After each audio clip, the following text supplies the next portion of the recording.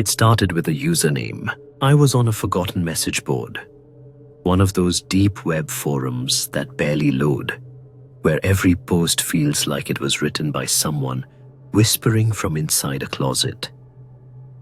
Most of the time, it was nonsense. Paranoid theories, fake rituals, bad cryptography jokes. But this thread caught my eye because it had only one reply. The title, "Have you seen him online too?" The post itself was just a short message. "I keep seeing a user in every chat room, every server, every game.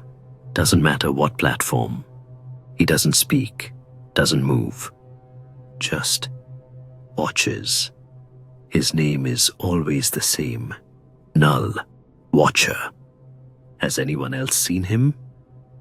Underneath, someone had replied, "Leave. Now." That was it. Nothing more. No follow-ups, no second page. Thread locked. Naturally, I was hooked, so I searched the username, not on Google. Those results were useless.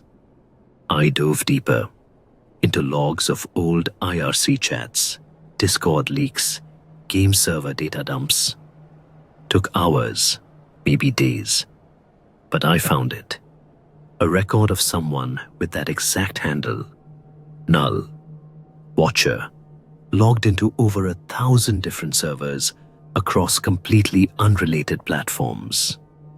Some of them were text-based games from the 90s. Others were obscure, closed chat rooms for communities I didn't think even existed anymore. In every log, the pattern was the same. He connected, stayed for a few minutes, and then left. Never spoke, never interacted, just observed. I convinced myself it was probably a bot, some kind of abandoned crawler someone had set up to monitor forums. That would have been fine. But then, he joined my game. It was a private server. Just me and a couple friends running a modded survival world. We hadn't given out the IP. It wasn't even listed anywhere public. And yet, there he was. The message appeared in the console. Null. Watcher has joined the game. At first, I thought one of my friends was messing with me. But no one else was online. Just me and him. He didn't move. His character just stood at the edge of the forest, facing me from far away. Motionless. I typed into chat, "Who are you?" No response. I walked toward him. Every time I got closer, he'd somehow be farther away, like the landscape was stretching. I couldn't reach him. The sky started glitching, colors inverted for a second, then flickered back. A sound played. It wasn't part of the game. It was deeper, slower. Like a voice played backward through a broken speaker. Then the screen went black. Game crashed. When I reopened it, the world was gone. Completely corrupted. I texted my friend Mike, who hosted the server. He said there was no record of anyone connecting besides me.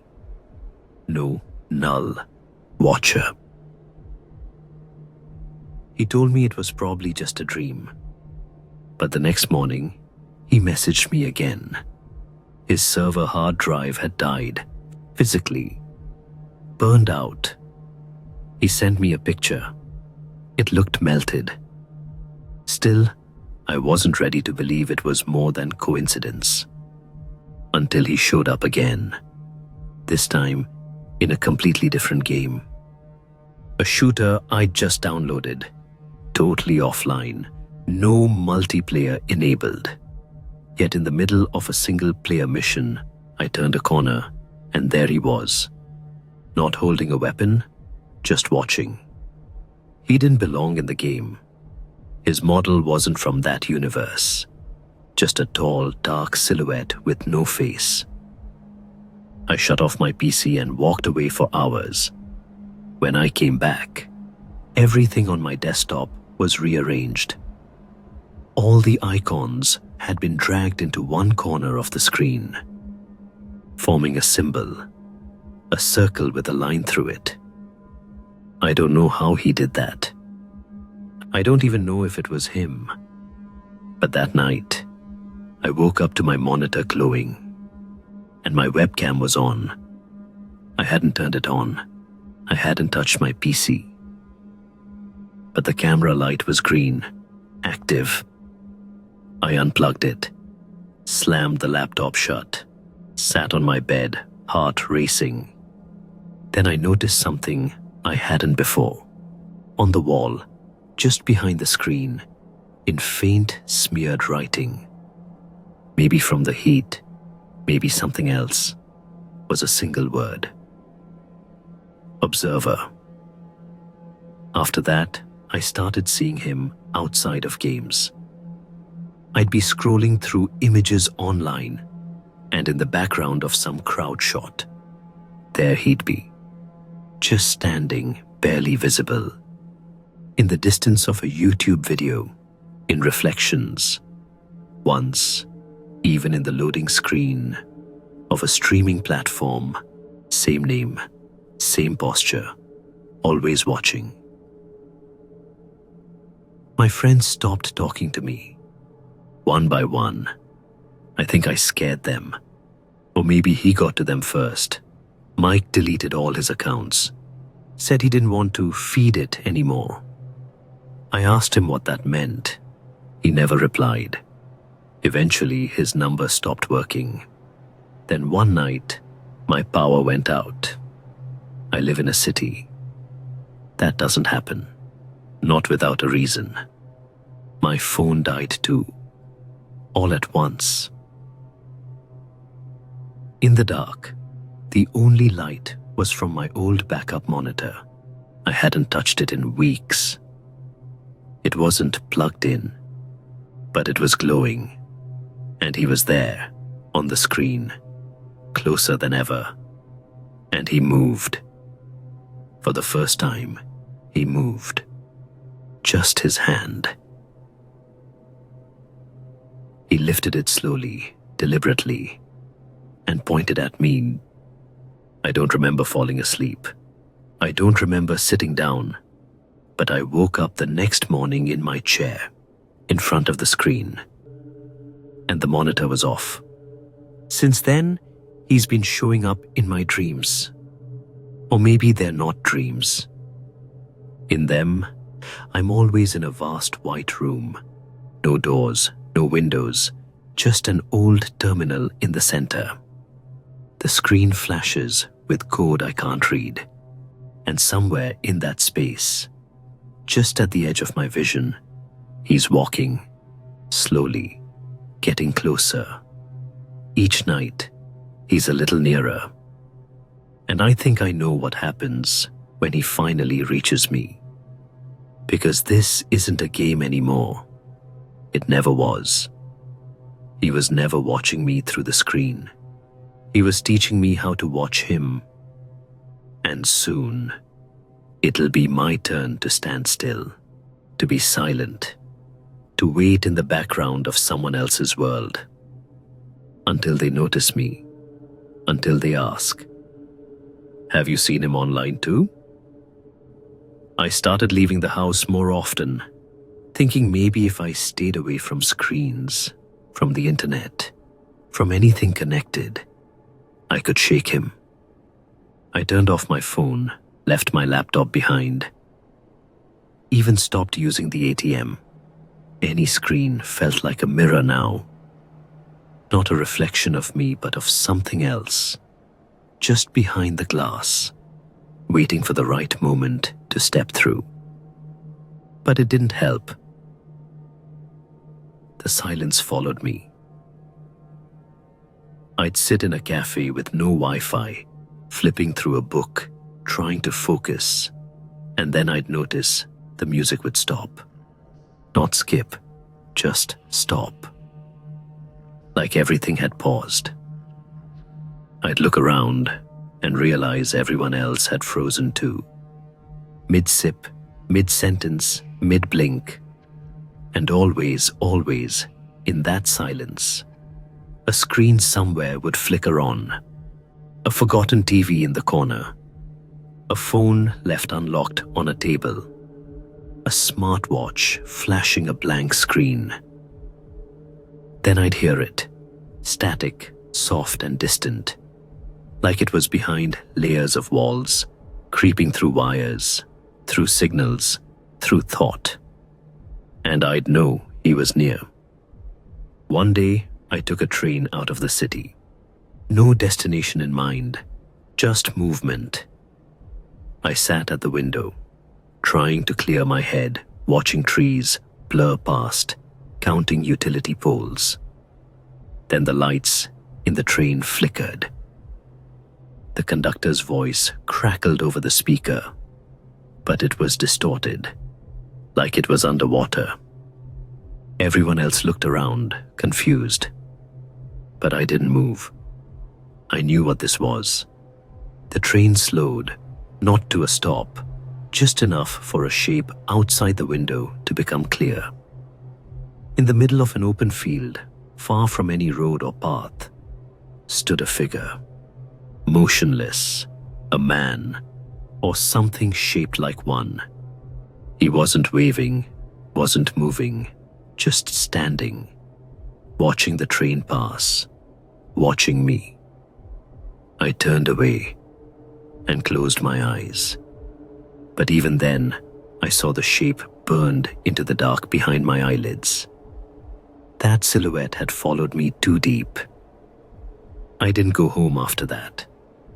I stayed at a motel, paid in cash, no Wi-Fi, no smart, anything.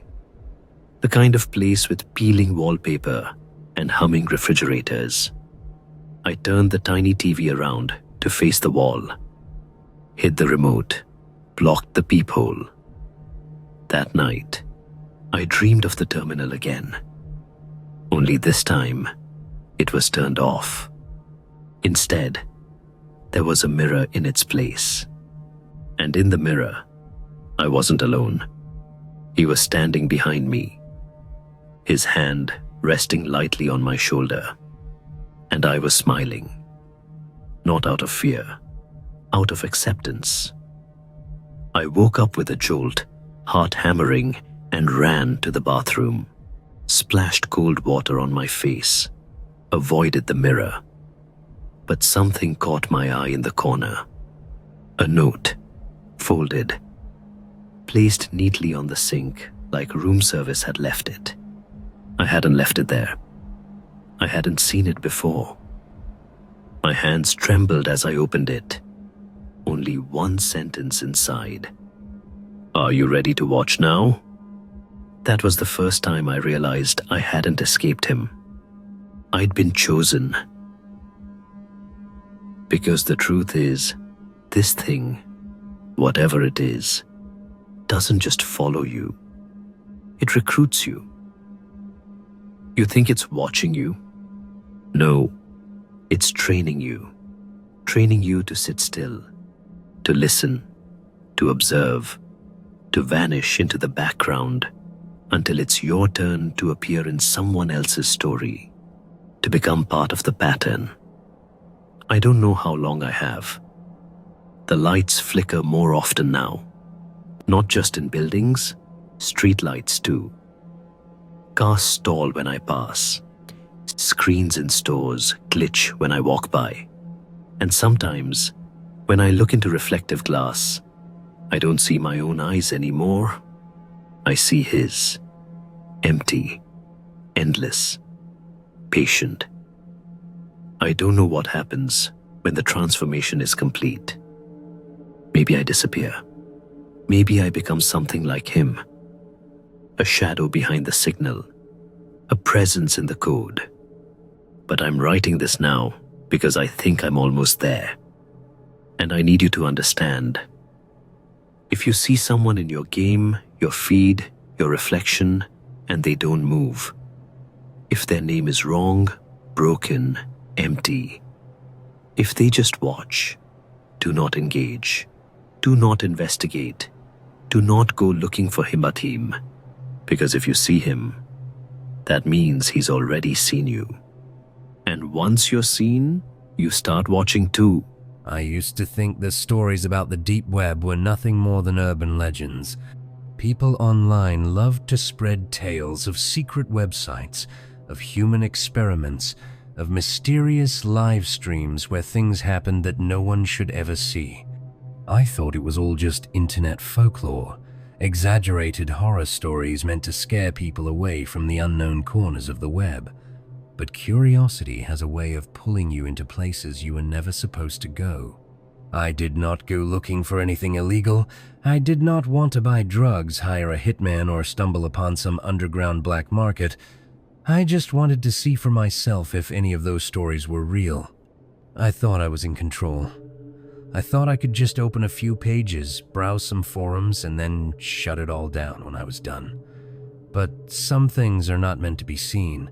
And once you have seen them, they do not just disappear. Some things watch back, and once they have noticed you, it is already too late. It started as a normal night. I had been reading about the deep web for weeks, lurking in forums where so-called experts talked about the different layers of the internet. The surface web, the deep web, and the dark web, the last being the one that supposedly held all the terrifying secrets. It was easy enough to access. I downloaded Tor, set up a VPN, and started exploring. At first, it was disappointing. Most of the sites were old forums, dead links, and pages filled with nonsense. I found drug marketplaces, scam sites, and strange conspiracy theories, but nothing that truly felt dangerous. I was starting to think it really was just overhyped paranoia. But then I clicked on a link that led to something different. The page was completely blank, except for a single chat box in the center. There was no title, no description, no indication of what the site was for, just a blinking cursor above a single line of text. Ask me anything. I hesitated.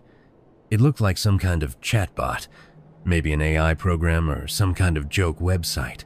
I decided to test it. I typed, "Who are you?" For a few seconds, nothing happened. The cursor just blinked, then a response appeared. "I am watching." A chill ran down my spine. It was not the words themselves that got to me, but the speed of the response. It was instant, as if it had been waiting for me.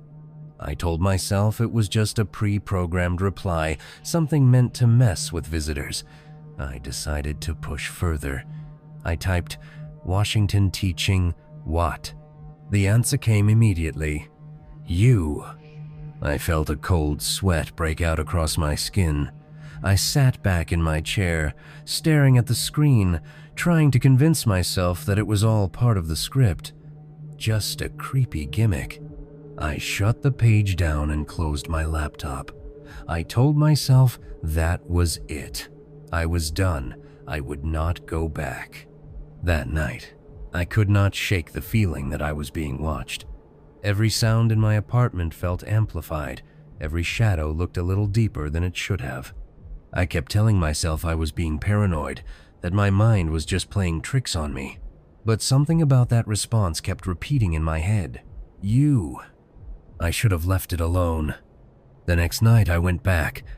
The page was still there, still blank, still waiting. But this time, before I could type anything, a message appeared on its own. "Why did you leave?" My stomach dropped. There was no way the site could know I had left. It was just a web page. There were no trackers, no logins, nothing that should have allowed it to recognize me. And yet, it did. I typed, "How do you know that?" This time, the response came in less than a second. "I can see you." I slammed my laptop shut. My hands were shaking. I knew my webcam was covered, my microphone disabled. There was no possible way that this site, this simple chat box, should have been able to interact with me like that. But the fear in my chest told me otherwise. Something was wrong. I had made a mistake. I unplugged my router, turned off my laptop, and sat in the dark for hours, listening. Every creak of my apartment felt like something moving closer. Every rustle of fabric sounded like breathing that was not mine. I knew it was just my mind playing tricks on me. It had to be. Then my screen lit up. My laptop was closed. It should not have been able to turn on by itself, but there it was, glowing in the darkness. And for just a moment, before it finally powered down, I saw something reflected in it. But it was not me. I barely slept that night. When I did, I dreamt of shadows standing just outside my vision, of something whispering my name in a voice that sounded just like mine. At some point during the night, my phone vibrated on my nightstand. Half asleep, I reached for it, expecting some spam notification or a random late-night text. But when I looked at the screen, my blood turned to ice. No caller ID. It was almost 3 in the morning. I should not have answered, but I did. I used to think the stories about the deep web were nothing more than urban legends. People online loved to spread tales of secret websites, of human experiments, of mysterious live streams where things happened that no one should ever see. I thought it was all just internet folklore, exaggerated horror stories meant to scare people away from the unknown corners of the web. But curiosity has a way of pulling you into places you were never supposed to go. I did not go looking for anything illegal. I did not want to buy drugs, hire a hitman, or stumble upon some underground black market. I just wanted to see for myself if any of those stories were real. I thought I was in control. I thought I could just open a few pages, browse some forums, and then shut it all down when I was done. But some things are not meant to be seen. And once you have seen them, they do not just disappear. Some things watch back, and once they have noticed you, it is already too late. It started as a normal night. I had been reading about the deep web for weeks, lurking in forums where so-called experts talked about the different layers of the internet. The surface web, the deep web, and the dark web, the last being the one that supposedly held all the terrifying secrets. It was easy enough to access. I downloaded Tor, set up a VPN, and started exploring. At first, it was disappointing. Most of the sites were old forums, dead links, and pages filled with nonsense. I found drug marketplaces, scam sites, and strange conspiracy theories, but nothing that truly felt dangerous. I was starting to think it really was just overhyped paranoia. But then I clicked on a link that led to something different. The page was completely blank, except for a single chat box in the center. There was no title, no description, no indication of what the site was for, just a blinking cursor above a single line of text. Ask me anything. I hesitated. It looked like some kind of chatbot, maybe an AI program or some kind of joke website. I decided to test it. I typed, "Who are you?" For a few seconds, nothing happened. The cursor just blinked, then a response appeared. "I am watching." A chill ran down my spine. It was not the words themselves that got to me, but the speed of the response. It was instant, as if it had been waiting for me. I told myself it was just a pre-programmed reply, something meant to mess with visitors. I decided to push further. I typed, "Washington teaching what?" The answer came immediately. "You." I felt a cold sweat break out across my skin. I sat back in my chair, staring at the screen, trying to convince myself that it was all part of the script. Just a creepy gimmick. I shut the page down and closed my laptop. I told myself that was it. I was done. I would not go back. That night, I could not shake the feeling that I was being watched. Every sound in my apartment felt amplified. Every shadow looked a little deeper than it should have. I kept telling myself I was being paranoid, that my mind was just playing tricks on me. But something about that response kept repeating in my head. "You." I should have left it alone. The next night I went back. The page was still there, still blank, still waiting. But this time, before I could type anything, a message appeared on its own. "Why did you leave?" My stomach dropped. There was no way the site could know I had left. It was just a web page. There were no trackers, no logins, nothing that should have allowed it to recognize me. And yet, it did. I typed, "How do you know that?" This time, the response came in less than a second. "I can see you." I slammed my laptop shut. My hands were shaking. I knew my webcam was covered, my microphone disabled. There was no possible way that this site, this simple chat box, should have been able to interact with me like that. But the fear in my chest told me otherwise. Something was wrong. I had made a mistake. I unplugged my router, turned off my laptop, and sat in the dark for hours, listening. Every creak of my apartment felt like something moving closer. Every rustle of fabric sounded like breathing that was not mine. I knew it was just my mind playing tricks on me. It had to be. Then my screen lit up. My laptop was closed. It should not have been able to turn on by itself. But there it was, glowing in the darkness. And for just a moment, before it finally powered down, I saw something reflected in it. But it was not me. I barely slept that night. When I did, I dreamt of shadows standing just outside my vision, of something whispering my name in a voice that sounded just like mine. At some point during the night, my phone vibrated on my nightstand. Half asleep, I reached for it, expecting some spam notification or a random late-night text. But when I looked at the screen, my blood turned to ice. No caller ID. It was almost 3 in the morning. I should not have answered, but I did. The moment I pressed the phone to my ear, I knew it was a mistake. There was no voice, no words, just breathing. Slow, deliberate, right next to the microphone, as if someone was standing inches away. Then finally, a whisper, so quiet I almost thought I imagined it. "I told you not to leave." The line went dead. I stared at my phone, my breath coming in short, panicked gasps. I could still hear the voice playing in my head over and over again, the same words, the same whisper. "I told you not to leave." I have not touched the deep web since that night. I threw out my laptop, changed my phone, moved to a different apartment, but none of it mattered. Because sometimes, when I am lying in bed late at night, my phone vibrates. No caller ID. I do not answer anymore, but it does not matter. Because as I lay there, eyes squeezed shut, heart pounding, I hear it, the breathing, and I know I was never supposed to leave. And now, it does not need the deep web to find me. Because it already has. I moved to a new city, a different state, a different life. I told myself that if I got far enough away, if I made enough changes, I could leave whatever that thing was behind. Maybe it was just paranoia. Maybe my mind had twisted everything into something worse than it really was. Maybe the call, the breathing, the reflection in my screen, maybe none of it was real. But deep down, I knew the truth. It had followed me. At first, I tried to ignore it.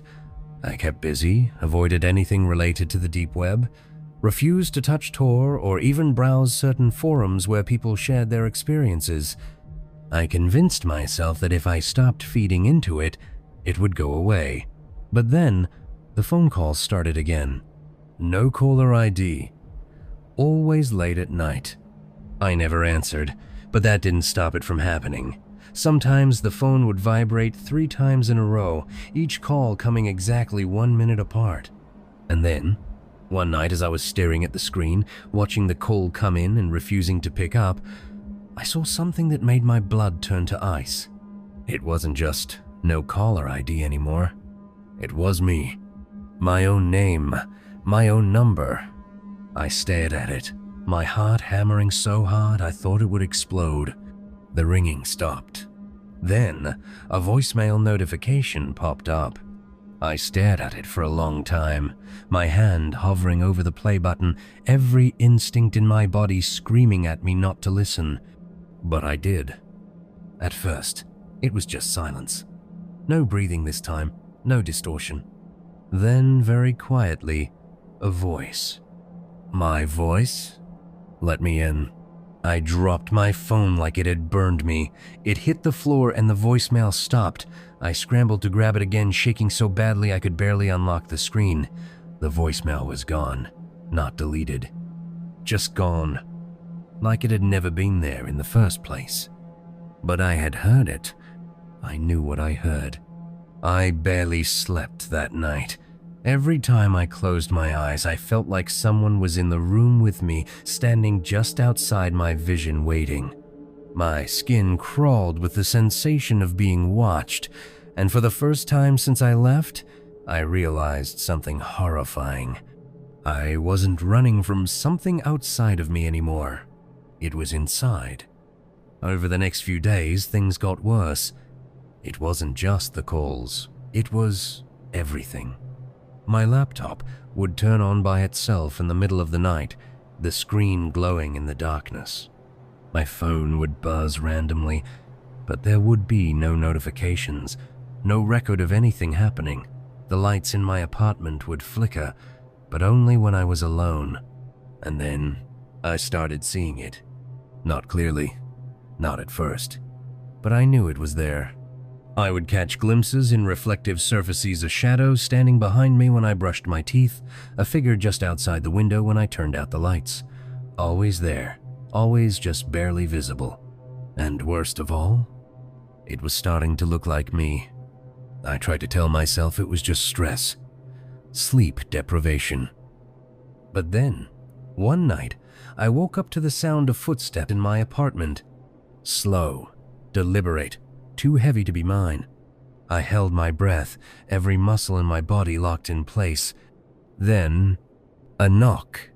3 slow knocks on my bedroom door. I stared at the door, my entire body frozen with terror. Then, from the other side, in my own voice, "Let me in." I almost did. I don't know why. I can't explain it, but in that moment, something inside me wanted to open the door. My hand even twitched toward the handle before I snapped out of it, ripping myself out of bed and backing away as far as I could. The knocking stopped. The air in the room grew cold, thick like fog. I could feel something on the other side of the door, waiting. And then, just as suddenly as it came, it was gone. The next morning, I checked my door. There were scratches on it. Not from fingernails, not from anything human. Deep, jagged marks like something had been trying to claw its way in. I left my apartment that day. I didn't pack, didn't tell anyone, just grabbed my keys, got in my car, and drove. But I know it doesn't matter, because it's still with me. It's inside me. I can feel it more every day. The way my reflection lingers a little too long when I look away. The way my voice sometimes doesn't sound like mine anymore. The way I catch myself thinking things I know I wouldn't normally think. And I know sooner or later I'm going to slip. I'm going to wake up one night and forget why I was afraid. I'm going to hear that voice again, just outside my door, whispering my name in my own voice. Let me in. And this time, I don't think I'll be able to stop myself. I don't know how long I've been driving. The days blur together. The highway stretches endlessly, the lines on the road flickering under my headlights like a heartbeat. I don't sleep in motels anymore. I don't stop at gas stations for longer than a few minutes. I don't speak to people if I can help it, because I know now the more I slow down, the closer it gets. The feeling of being watched never fades. It is there when I am on the road, when I pass by darkened windows, when I catch a glimpse of my own reflection in the side mirror. Sometimes I don't look fast enough, and I swear I see something sitting in my back seat. I never turn around, I just keep driving. But I think I'm starting to lose time. It started with little things. I would blink, and suddenly the gas tank was emptier than I remembered. The sun would set when I was sure it had just risen. Then, last night, something worse happened. I woke up behind the wheel. I don't remember stopping. I don't remember pulling over. But there I was, parked on the side of an empty road, the engine idling, my hands still gripping the wheel. And the worst part? The passenger door was open. Not wide open, just cracked, like someone had stepped out. Or worse, like someone had just gotten in. I slammed the door shut and sped off without thinking. My pulse was pounding, my breath short and ragged. I kept glancing at the rearview mirror, convinced that if I looked at the right moment, I would see myself sitting in the back seat, watching me, smiling. I don't remember how long I drove. When I finally checked the clock, the time was 3:12 a.m. again. Always 3:12 a.m. The time of the first call, the time of the knocks on my door, the time that has followed me ever since I first visited that cursed page on the deep web. I don't know what it means, but I know that I don't want to find out. Because I'm afraid that one night, I won't wake up behind the wheel. I'll wake up somewhere else. Somewhere I can't leave. Somewhere it wants me to be. I stopped at a gas station at dawn. I needed to breathe, to try and convince myself I was still in control of something. The clerk barely looked at me as I grabbed a bottle of water and a pack of gum. I went to pay, my hands still trembling, trying to shake off the creeping feeling that had followed me through the night. Then the radio behind the counter crackled. Not music, not static, just breathing. Slow, deep, familiar. I felt my stomach drop. The cashier didn't react. He just kept scanning my items like nothing was wrong.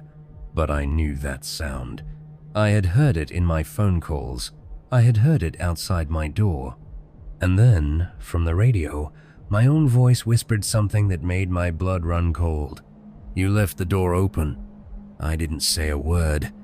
I threw a 20 on the counter and walked out, forcing myself not to run, forcing myself not to look at my car windows as I passed them. I got in and locked the doors. I checked the back seat. Empty. But it didn't matter, because the message was clear. I had made a mistake. I had let something in. And now it was closer than ever. I don't know how much longer I can do this. I don't know what happens when I finally stop running. Maybe I wake up somewhere I don't recognize. Maybe I look in the mirror and don't recognize the face staring back at me. Maybe I blink and I'm the one sitting in the back seat, watching as something else drives my body. I don't think I can stop it. I think it's already too late. But if you ever get a call with no caller ID, if you ever hear a knock on your door at 3:12 a.m., if you ever see your reflection smile when you didn't, don't let it in. Because once you do, you'll never leave. I used to think the deep web was just a myth people exaggerated. I mean, sure, there were shady marketplaces and forums full of conspiracy theories, but nothing that actually felt supernatural. Nothing that genuinely made you question what was real. That changed the night I found the feed. Or maybe the feed found me. It started with a single thread on an old, almost abandoned forum. Most of the posts were typical nonsense. Urban legends, half-baked stories, obvious lies. But one post stood out. It showed a blurry image of what looked like a concrete basement, dimly lit by a single hanging bulb. In the center of the room, there was a wooden chair. The caption read, "If the chair is empty, you're safe. If someone's sitting there, it's already too late." No username, no replies, just that. Below the image was a long string of what looked like gibberish. but I'd been around long enough to recognize it as an onion address, an access point to a hidden site on the deep web. Against my better judgment, I copied it. I didn't expect much. Maybe another prank, maybe an ARG. But something about it felt different, serious. So I opened it. The site was slow to load, like it was waking up. Black background, one simple video feed. A live camera pointed at a small room with bare concrete walls. The same room from the photo. The bulb was swinging gently, casting shadows on the walls. And there it was, the wooden chair, empty. I sat watching for maybe 10 minutes. Nothing happened. Just the low hum of the video stream and the soft sway of the light. I almost clicked away until the timestamp in the top corner caught my eye. It was counting backwards. At first, I thought it was just a weird format, maybe a bug, but the seconds kept ticking down, and as they did, the light began to flicker. Faint at first, barely noticeable, then more erratic, like the bulb was reacting to something unseen. Then the screen glitched, just for a second, and when it cleared, there was someone in the chair. My stomach dropped. The figure wasn't moving. It sat perfectly still, hands on its knees, facing forward. I couldn't make out the face. The camera resolution wasn't good enough. But there was something wrong about the posture. Too stiff, too straight. Like someone was trying to mimic the idea of sitting rather than actually doing it. I blinked. The feed glitched again. Now the figure was facing the camera. Still no movement, just that stillness, that impossibly calm stillness. I checked the timestamp. It had reset. Now it was counting up. I closed the tab. I shut down everything. But the image stayed in my mind for hours. That night, I dreamed I was in that room. The bulb flickered overhead. The chair was empty at first. Then I blinked, and I was sitting in it. I couldn't move, couldn't speak, just stare. My limbs didn't feel like mine anymore. When I woke up, my computer was on. The browser was open. The feed was running again. Only this time, the figure in the chair was waving, just slowly raising one hand, back and forth, as if it knew I was watching, as if it remembered me. I didn't sleep the next night. I unplugged everything, shut down the Wi-Fi. And yet, at 3:17 a.m., the screen lit up on its own. The feed had returned. The same room, the same chair, still waving.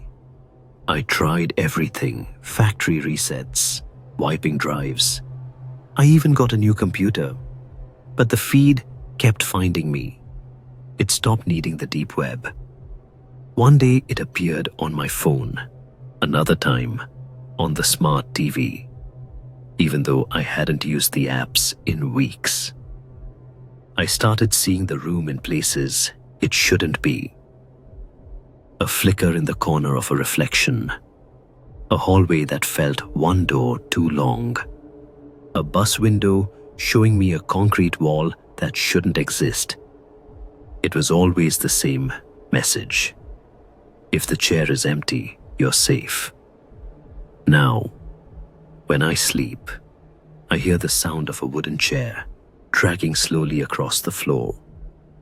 I don't know how long I have before I see it again, but the last time the feed appeared, the chair was empty, and my name was written on the wall behind it. The day after I saw my name on the wall, I stopped leaving the house. Something about the feed changed that night. It wasn't just watching me anymore. It felt like it was waiting for something. Like a countdown had begun, and I was the only one who didn't know what it was counting towards. I taped over the cameras on every device. I threw my laptop in a drawer and turned off all the smart tech in my apartment. I even covered the TV with a blanket. But none of it mattered, because it wasn't just in the screens anymore. It started with little things. I'd turn on the light in the hallway and find the chair there, just for a blink. As soon as I focused, it would be gone. But my body knew what it saw. My stomach would twist. My palms would sweat. Every part of me screamed, "Don't sit down. Don't even look at it too long." Then I started getting letters. Actual paper letters, no return address. Inside, each one had a photo of the chair. Sometimes it was in the room. Sometimes in places it had no business being. A public restroom, the corner of a parking garage, once, even at the end of my street. And in every single picture, written on the wall behind it, was my name, over and over, like someone or something was practicing it. I burned the letters. Didn't matter. The next day, the chair showed up in my living room. It wasn't physically there, not exactly, but I saw it. Just for a second, while walking past the hallway, a flash of wood, a dim bulb swinging overhead, my carpet replaced by concrete, then gone, like a skipped frame in reality. The worst part? I think I was getting used to it. A week later, the doorbell rang. It was 3:17 a.m. Same time the feed always used to activate. There was no one outside. Just a package. Inside was a small black device. Looked like an old intercom box. Only one button on the front. No brand, no markings, nothing. Just a note. Watch. I didn't want to. I knew I shouldn't. But curiosity is poison when fear becomes familiar. So I pressed the button. The device crackled to life. And the voice that came through wasn't mine. But it was wearing it. "Hello, Eric," it said. Calm, pleasant. "Thank you for answering. The chair is ready." Then silence. I unplugged it immediately, wrapped it in towels, and locked it in a drawer under piles of books. That night, I dreamed of the room again. But this time, I wasn't just in it. I was standing, and the chair was facing me, empty. But not for long. Something was walking toward it. Something from behind me. When I tried to turn around, I couldn't move. I could only watch as it passed me and sat down. And as it did, it took my face. It looked up at me, smiling. Then it whispered, "Thank you for remembering." I woke up gasping. My reflection in the mirror across the room didn't move right away. It stayed seated. It stayed smiling. I broke the mirror, left the house. Haven't been back since. But here's the thing. I keep seeing chairs. One in an alleyway I pass every morning. One in the reflection of a shop window downtown. Once, I swear, it was in the elevator with me. Just a faint flicker in the corner of my vision. But enough. Enough to know this isn't over. I don't think the chair is following me anymore. I think it's already here. And it's just waiting for me to stop running. Because one day, I will sit down, and when I do, someone else will see the feed, and they'll think it's just a story, just a stream, just a harmless chair. Until it's too late. Next story. I first heard about the archive from a thread buried deep in a forgotten forum. It didn't even have a title. Just a single message from a user named nullagent7. The post read, "It remembers what you forget. It shows what you're not supposed to see. The archive is real." Below it was an onion link and a warning. Enter at your own risk. Entry requires a memory. I shouldn't have clicked, I know that now. But I was 19, bored, and addicted to things that made my heart race. I had already spent months exploring the deep web, crawling through layers of hidden marketplaces, encrypted message boards, and encrypted chat rooms where people spoke in code and paranoia. Most of it was garbage. Conspiracy theories, scammers, edgelords trying too hard to be scary. But something about this post felt different. It didn't try to shock. It just waited. So I clicked the link. The website took nearly a minute to load, every second dragging like something was reaching for me through the wires. When it finally opened, the screen was black with red text that simply said, "Welcome to the archive. Do you remember something no one else does?" Below was a recording interface. No username, no login, just one button. Submit memory. I hesitated. Then I pressed record. "I had a friend named Tyler in middle school," I said. "One day he just disappeared. The cops said he ran away. But I remember that night. He showed up at my window, crying, covered in something I thought was mud. He said, 'They took my mom into the wires. They're trying to get in my head too.' I thought he was crazy. I told him to go home. He screamed when I closed the window. And then, he was gone." I stopped the recording. The button flashed red. The site processed for a few seconds. Then the screen shifted. A list appeared, hundreds of entries, maybe thousands, each one titled with strange, unsettling phrases. "The man who only exists at night. Room 34 is always watching. Do not follow the static woman. Last door on the left." They didn't link to videos or stories. They were files. Interactive, it seemed. The site layout was unlike anything I'd seen before. Almost alive. I clicked on one that read, "If you see yourself, look away." My screen went black. Then a low humming noise began through my headphones, almost like breathing. A text box appeared. "Begin memory sync." Suddenly, images flashed across the screen. My bedroom, my hallway, my bathroom mirror, all filmed from my point of view. My breathing, my voice. But I had never recorded any of it. Then the screen split.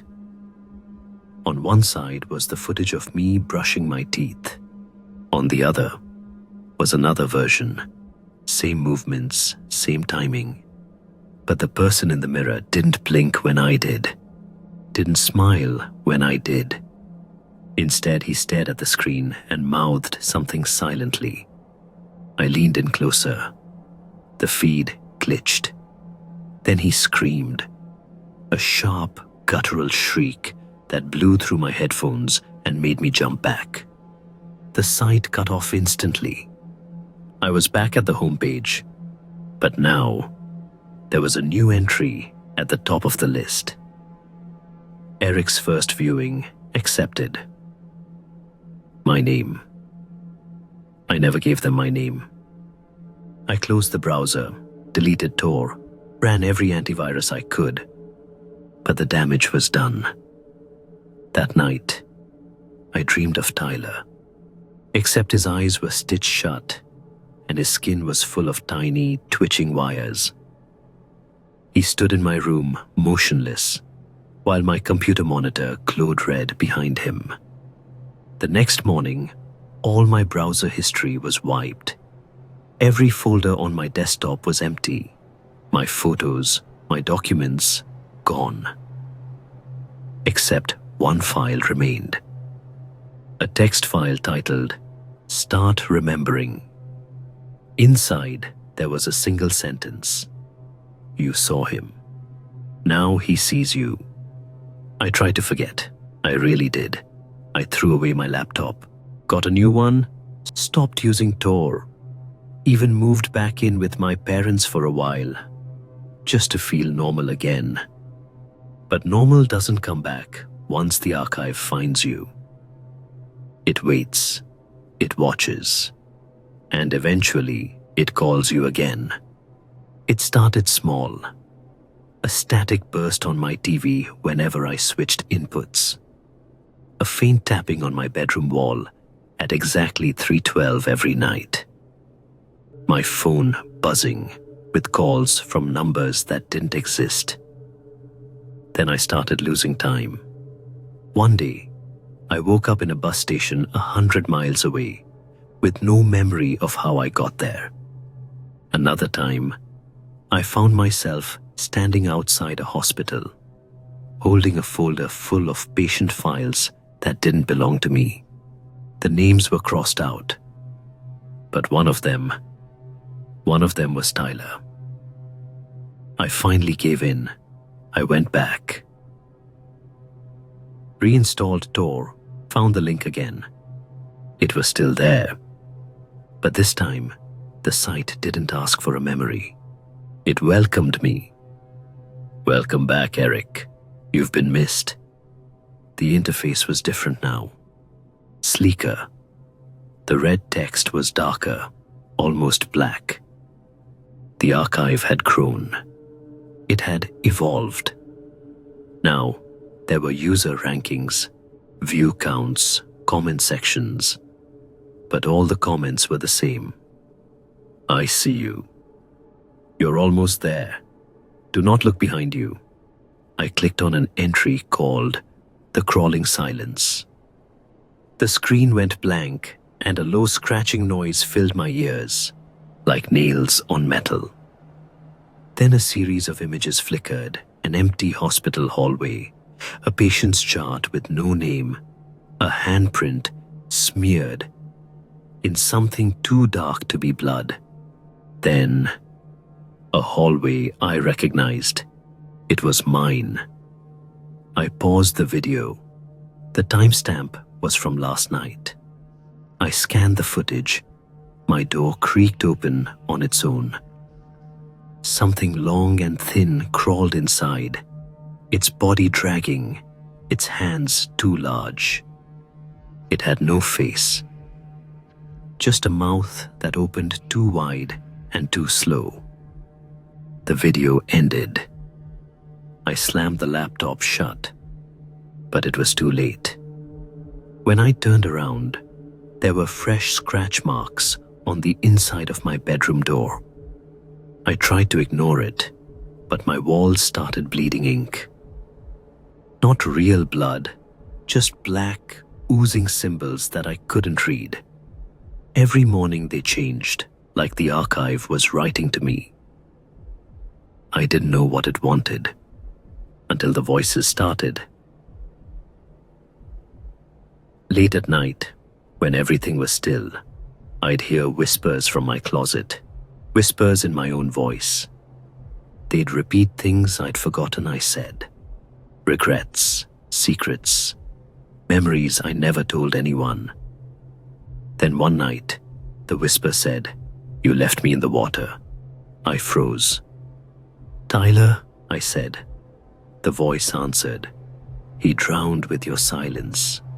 Now he wants you to remember. I didn't sleep after that. The next day, I found a package on my doorstep. No return address. Inside was a hard drive and a note. The truth is buried in 34. Don't forget again. I plugged in the drive. It auto-ran a folder titled Room 34. Inside were hours of footage, security cam feeds, police body cam recordings, audio logs, all from one place, a psychiatric hospital in upstate New York, one that had been closed since 1997 after a fire burned it to the ground. But these recordings were recent, dated within the last 6 months. Each one showed something worse than the last. Doctors speaking in reverse, patients bleeding from their eyes and drawing spirals on the walls with their own teeth. Rooms that didn't follow physics, doors that led to staircases with no end, mirrors that showed other people watching you. And always, somewhere in the footage, me, walking down a hallway, staring into a camera, smiling. Except I had never been there. At least, I didn't remember being there. My phone rang. The screen just said, 34. When I answered, I heard my own voice whisper, "Come home." I dropped the phone. It didn't matter. The voice was still in my ear, inside my head, looping over and over. Come home, come home, come home. I couldn't sleep. I couldn't eat. I couldn't trust anything around me. Reflections didn't match my movements anymore. My own shadow sometimes pointed in the wrong direction. I covered all the mirrors, boarded up the windows, turned off every screen. But it still found me. On the 4th night, I woke up to find my laptop open, glowing in the dark. I hadn't turned it on. The archive was back. A new page. It was live streaming. A hallway. I knew it instantly. Room 34. The camera was pointed at a rusted metal door with a single light bulb flickering above it. And there was movement. Something pacing just out of frame. Long, slow steps, like something dragging itself. Then the stream glitched and the camera turned, just slightly, to the right. Now the door was fully visible, and so was me, standing right in front of it, wearing my clothes, my face. Except it wasn't me. The eyes were wrong, empty, like static lived behind them. My double looked straight into the camera, smiled, and raised a hand to knock. 3 slow knocks, and I heard them echo. In my own apartment, I backed away from the screen. I could hear the knocks in the walls, inside them, not from outside the door, inside, as if something was trying to come out. I ran. Out of the apartment, into the cold night. I didn't know where I was going, but the road led me. Or maybe the archive did. I don't remember the drive. I don't remember stopping. But eventually, I was standing in front of a building I thought had burned down years ago. The hospital. It looked wrong, newer than it should have, like someone rebuilt it from memory, an imitation, a copy made by something that didn't fully understand humans. But room 34 was there, waiting. I went inside.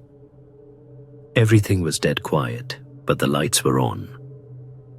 The floor tiles were stained with old footprints. Not bloody, just wet, like someone had walked through water. The hallway stretched longer than it should have, bending slightly in ways that made my stomach twist. Every door I passed was labeled with names I recognized, users I'd seen on the archive. Some had been missing for years. Some had left comments only days ago. One door read, Tyler. I stopped at room 34. The door wasn't locked. Inside was a chair, a desk, a mirror. And on the desk, a terminal, just like the one I'd seen the first night I found the archive. The screen flickered on. Welcome back, Eric. One final entry remains. I sat down. The keyboard was wet. My fingers hovered over the keys, shaking. Enter memory. I didn't know what to type, but my hands did. They moved without me, typing a story I hadn't lived. Or maybe I had. Maybe I had just forgotten. Maybe the archive had taken it.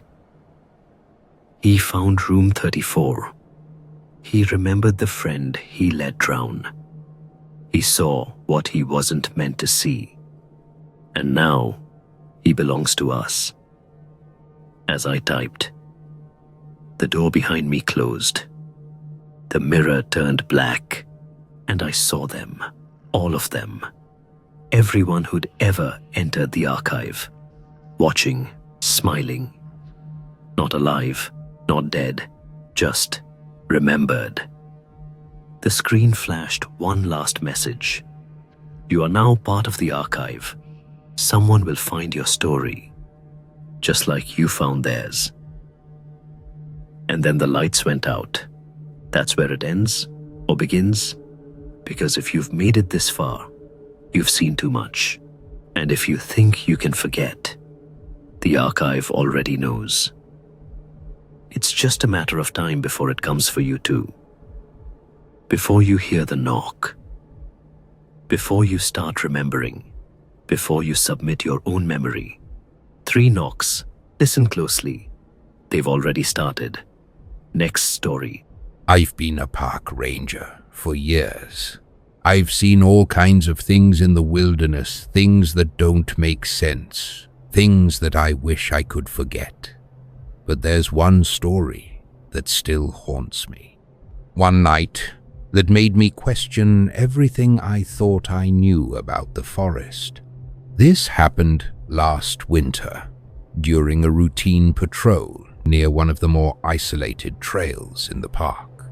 It had been snowing for most of the day, leaving a fresh, untouched blanket of white over everything. There weren't many visitors this time of year, which meant the woods were silent, peaceful, or at least that's what I thought. I was about 5 miles from the station when I saw a set of footprints. That shouldn't have been possible. No one had checked in at the trailhead. There weren't any cars in the lot. And yet, there they were, a single line of footprints leading straight off the path and into the trees. At first, I figured it was a lost hiker. Maybe someone had wandered off trail and needed help. So I followed them. The prints were weird, though. They were deep, like whoever made them was heavy. But the spacing was wrong. Too far apart, like they had been taking huge strides. And the strangest part? There were no prints leading back. Whoever made these tracks never returned. I should have turned back right then. Should have called it in and waited for backup, but I didn't. I told myself I was just being paranoid, that it was probably some guy who had cut through the woods and taken another trail out. So I kept going. The deeper I followed the prints, the worse the forest felt. The silence was too heavy, the air too still, like the entire world was holding its breath. My radio crackled once, then went dead. No signal. That's when I started to feel it. The sensation of being watched. It wasn't normal. I've spent years out here, alone in the woods at night, and I've never felt anything like this. This wasn't just paranoia. This was something else. I kept my hand on my gun, moving slowly, scanning the trees. The footprints kept going, deeper into the woods, leading to a clearing I had never seen before. And at the center of that clearing, a cabin. It didn't make sense. There weren't supposed to be any structures out here. I pulled out my flashlight and shined it toward the door, expecting to see something, some sign of who lived here. But the cabin was wrong. It looked old, older than anything else in the forest. The wood was dark, rotting in places, covered in deep scratches, claw marks almost. And the door? It was wide open. I stepped closer, every instinct in my body screaming at me to leave. I shined my light inside. The cabin was empty, no furniture, no belongings, just a bare wooden floor, covered in more footprints all leading inside, none leading out. And then I noticed the walls. They were covered in handprints, hundreds of them, some small, like a child's, some so big they couldn't have been human. And in the very center of the room, directly in front of the door, was a single chair, facing me. That was when I heard it. Not a growl, not a voice, just breathing, long, slow, coming from somewhere above me. I didn't look up. I couldn't. Every part of me knew that if I looked up, if I saw what was hanging there, it would be over. So I ran. I don't even remember getting back to the station. 1 second I was in that clearing, and the next I was throwing myself inside, slamming the door behind me. Locking it like that would keep whatever it was out. I didn't report what I saw. Not because I didn't want to, because when I checked the maps the next morning, when I tried to retrace my steps to that clearing, it wasn't there. The forest was untouched. No footprints, no cabin, no sign that anything had ever been there at all. But I know what I saw. And sometimes, late at night, when the radio crackles for no reason, when I feel that same heavy silence in the air, I wonder if it's still watching me, waiting. And I know, deep down, one day I'll find that clearing again. Or worse, it'll find me. I didn't sleep that night. I sat in my cabin, every light on, gripping my radio like a lifeline, even though I knew it wouldn't work. The silence outside felt unnatural, pressing against the windows like something was out there, waiting for me to step back into the dark. Every so often the wind would whistle through the trees, and I would freeze, straining my ears, expecting to hear something else. That slow, deliberate breathing, the shifting of something too large in the branches above me, the sound of footsteps that didn't belong to me. But the worst part? The forest had changed. I knew these trails, these woods. I had walked them hundreds of times, memorized every tree, every rock, every twist in the path. But after what happened that night, everything felt different. The trees seemed closer together, their branches curling toward each other like whispering figures, like they were sharing a secret that I wasn't supposed to hear. The shadows stretched too far, darker than they should have been, shifting in ways that weren't natural. Even the air smelled wrong, damp, earthy, with something sour underneath, like rotting wood or meat left out too long. And when I finally drifted into an uneasy sleep, the dreams started. I was back in that clearing, standing in front of the cabin that wasn't supposed to exist. The footprints were still there, leading inside. But now, there were more, of them hundreds, maybe thousands, pressing into the dirt, overlapping each other, filling every inch of space.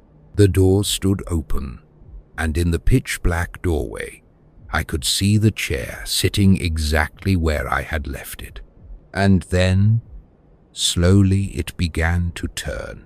I couldn't see what was sitting in it. I didn't want to, but I knew somehow that it had been waiting for me to come back.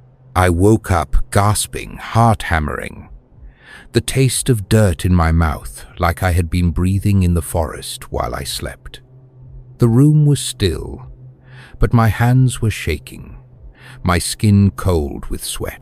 I told myself it was just a nightmare, that I was just tired, that it was my mind playing tricks on me. But when I sat up and looked at my cabin door, my stomach dropped, because on the inside, the part that only I could reach, there was a single deep scratch carved into the wood, like something had been inside the room with me, and it had left a mark. I didn't go back to the trails for a while. I gave myself extra paperwork, bad weather, helping out at the main station, anything to keep me away from that part of the forest. But deep down, I knew it didn't matter, because the forest had already followed me home. I started noticing small things at first. My compass would spin wildly whenever I got too close to the tree line. The birds stopped singing when I walked by, leaving everything in that thick, suffocating silence that I now recognized as a warning. My radio would pick up static when I was alone, sometimes crackling like a voice was trying to break through, but no one was ever on the other end. And then there was the figure. It wasn't like before. It wasn't standing out in the open, waiting for me to find it. This time, it was hiding, just at the edge of my vision, slipping between the trees, taller than it should have been. Too thin, too wrong. At first, I convinced myself it was nothing, a trick of the light, a shadow moving in the wind. But one evening, as I was finishing up patrol near the base of the mountain, I caught a glimpse of it in the reflection of my truck's window, standing directly behind me. I spun around, gun drawn, but there was nothing there, just trees. The empty, breathless quiet of the forest pressing in around me. But when I turned back to the truck, my stomach turned to ice, because now, in the reflection, I could see the trees behind me, and buried between them, half hidden in the dark, was a face, pale, smiling, and then it blinked. I didn't sleep that night either. It got worse after that. Every night, I locked my door, bolted the windows, but it didn't matter. I would hear things moving outside, slow footsteps in the dirt, the occasional soft knock on the cabin wall, like it was testing me. I stopped looking outside after the third night. The first 2 times, I thought I had seen a shadow standing just at the edge of the tree line, and I refused to give it a third chance to be closer. Then one night, the knocking stopped, and the breathing started. I woke up to the sound of it long, slow inhales, right outside my bedroom window. My heart slammed against my ribs as I lay there, frozen, the air so thick I could barely breathe. It was so close. And then, something tapped on the glass. I forced myself not to move. not to look, because I knew deep in my bones that if I saw it, it would see me too. The tapping came again, slower this time, more deliberate, and the inner voice, not loud, not a whisper, just wrong. It sounded like someone was trying to copy human speech, but they didn't quite know how. Let me in. I couldn't breathe. I couldn't move. And then, just as suddenly as it started, it stopped. The air in the room shifted. The pressure lifted. The forest was silent again. I stayed awake until sunrise, gripping the handle of my hunting knife, knowing it wouldn't do a damn thing against whatever was out there. And when I finally built up the courage to check the window, there was a handprint on the glass. Too long, too thin, with too many fingers. I put in my resignation the next morning. I didn't pack much, just threw some things into my truck and left, driving without stopping until I was far away from those woods. I didn't tell anyone what happened. What was I supposed to say? That something was out there? That it had followed me home? That it wanted me to let it in? No one would believe me. Hell, I don't even believe it half the time.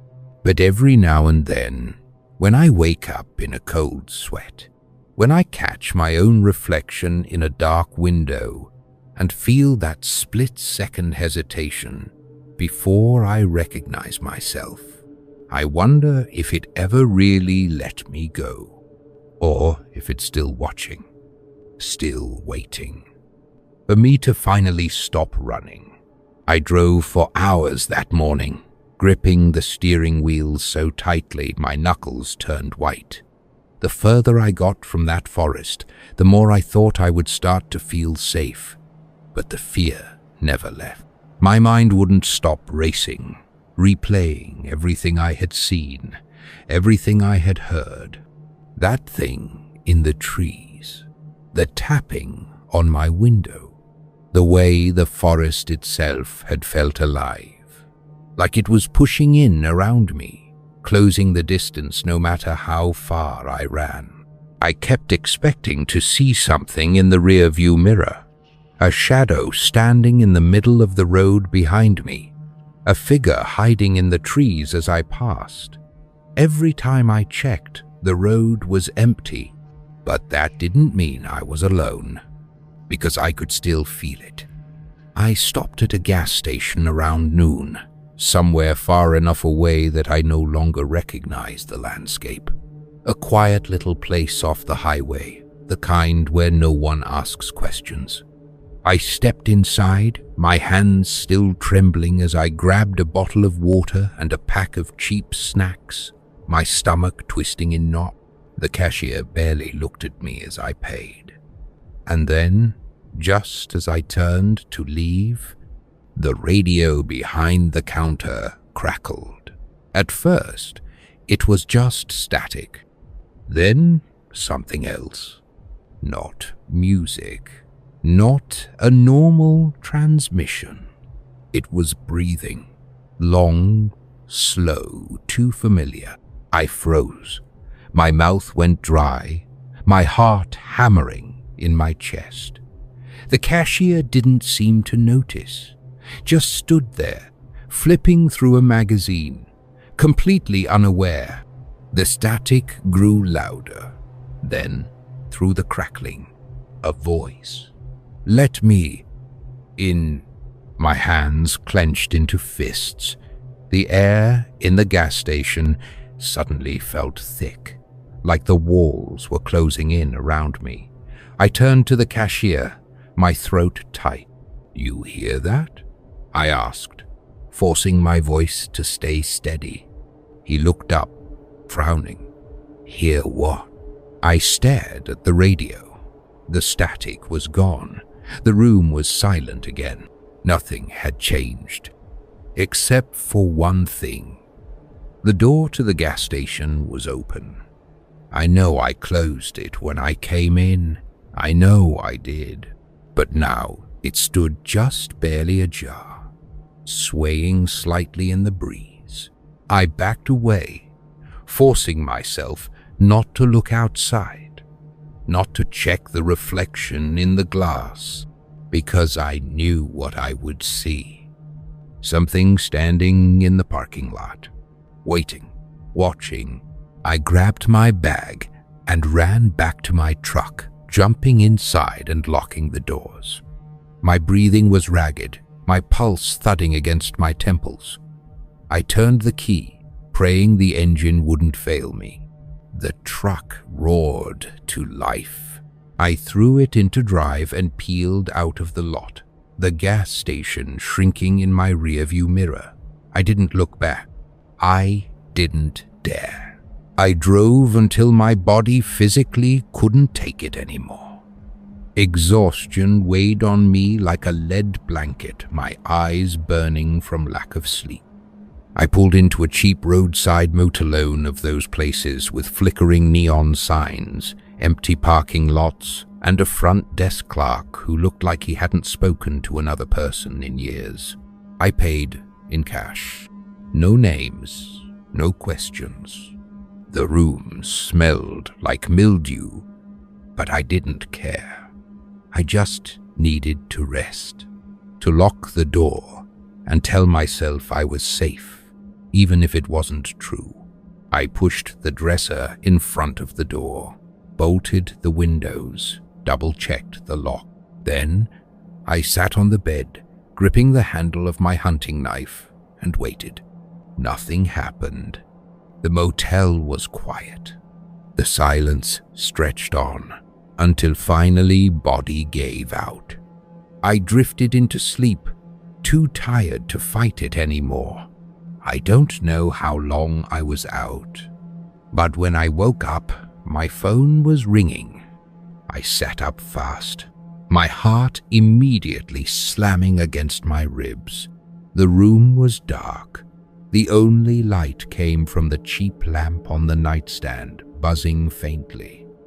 The phone on the bedside table kept ringing. It wasn't my cell. It was the motel phone, the landline. I swallowed hard. My throat was dry, my skin cold. I didn't want to answer. Every part of me screamed not to answer, but my hand moved on its own. I picked up the receiver. For a second, nothing. Just silence. Then breathing, slow, shallow, right next to my ear. I squeezed my eyes shut, gripping the phone so tightly I thought it might shatter in my hand.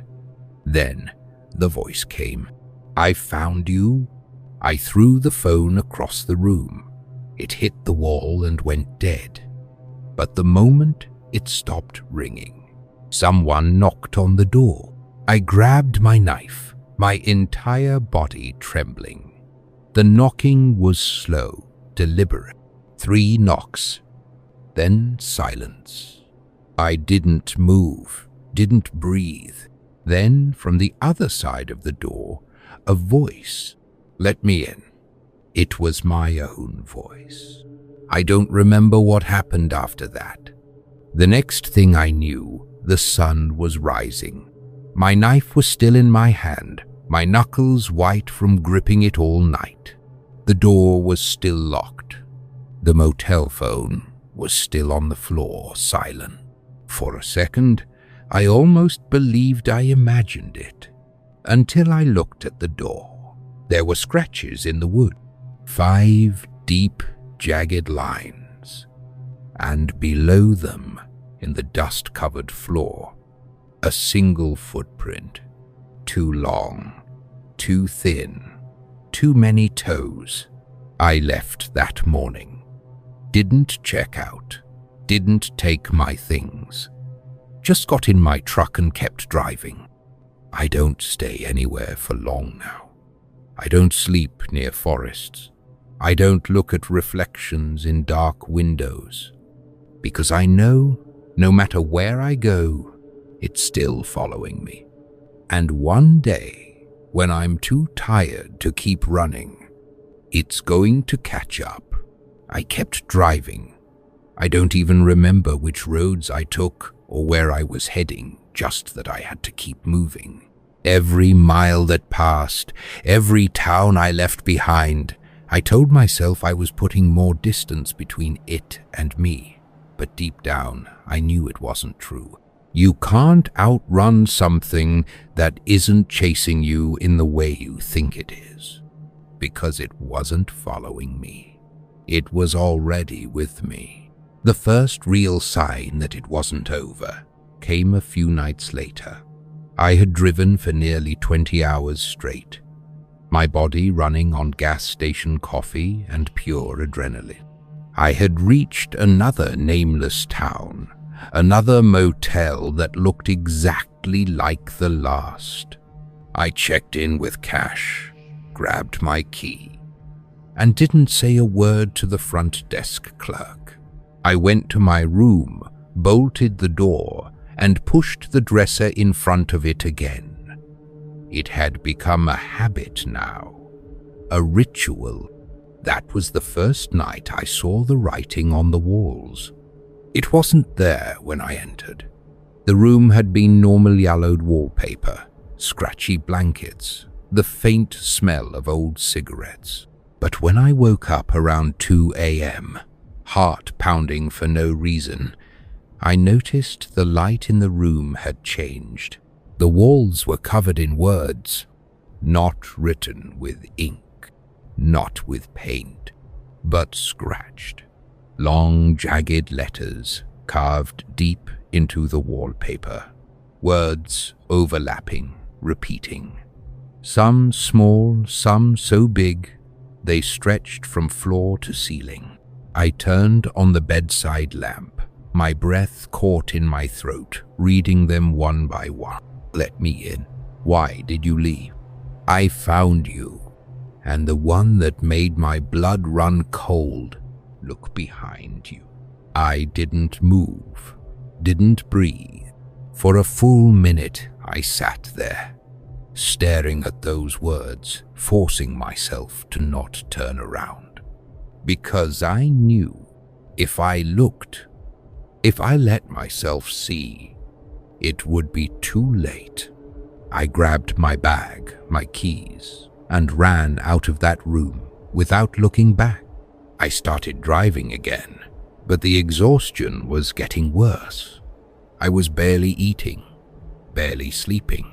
The whispers were getting louder, not just in my dreams, but in the moments between wakefulness, in the corners of empty parking lots, in the static of motel visions when I let them play too long.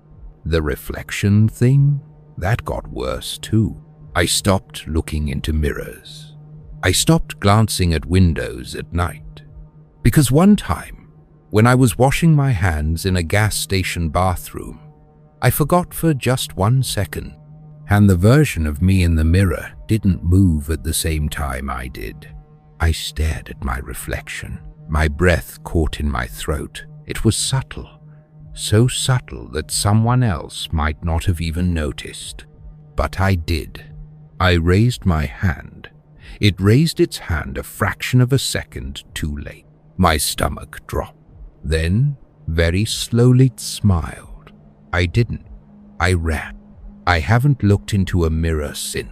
I don't answer unknown numbers. I don't stay in motels for more than one night.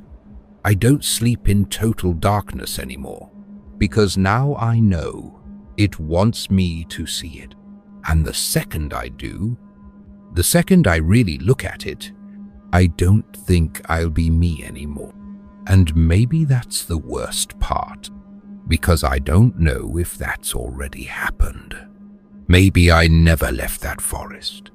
Maybe I never made it out of that cabin. Maybe the person writing this, the one driving across state lines, running from shadows, hearing whispers in the dead of night, isn't me. And if it's not, then where am I? I don't know how this ends. Maybe it never does.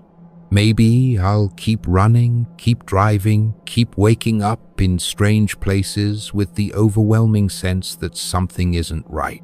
Or maybe one day I'll finally stop.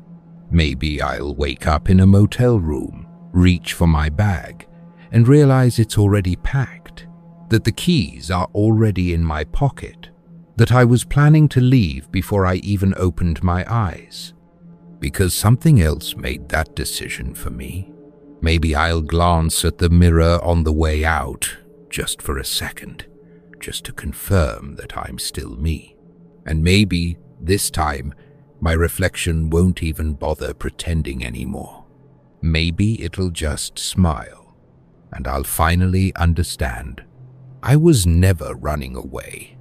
I was just making space for something else to take my place.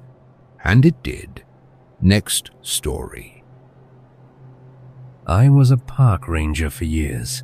I thought I had seen it all: the lost hikers, the wild animals, the weird things people leave behind in the woods. But nothing could have prepared me for what I encountered deep in that forest. We don't talk about these things. The higher-ups tell us to ignore them, to stick to the official reports. But I can't ignore it anymore, because it's still out there. If you love true horror stories, hit like, subscribe, and drop a comment with where you're watching from and what time it is, especially if it's the middle of the night. Because tonight, I'm telling you the story they don't want you to hear. This is the thing in the forest. Being a park ranger sounds like a peaceful job, right? Spending your days out in nature, hiking through beautiful landscapes, making sure campers follow the rules. That's what I thought when I first started. But no one tells you about the other side of the job. The things that don't make sense. The reports that never get filed. The people who go missing and are never found. I worked at a national park for almost a decade. I won't say which one, but I will tell you this: it's big. Miles upon miles of untouched wilderness, deep forests, twisting trails, and places so remote that most people will never step foot there in their entire lives. That's where this story takes place. It started with a missing hiker. A guy in his mid-30s named Daniel Harper. He had checked into the park 2 days earlier, told the ranger at the station that he was going on a solo hike up one of the less-traveled trails. That wasn't unusual. Some people come to the park specifically to get away from civilization, to be alone. The problem? He never checked out. His car was still parked at the trailhead. No sign of him, no messages left behind. And after 48 hours with no contact, we had no choice but to send out a search team.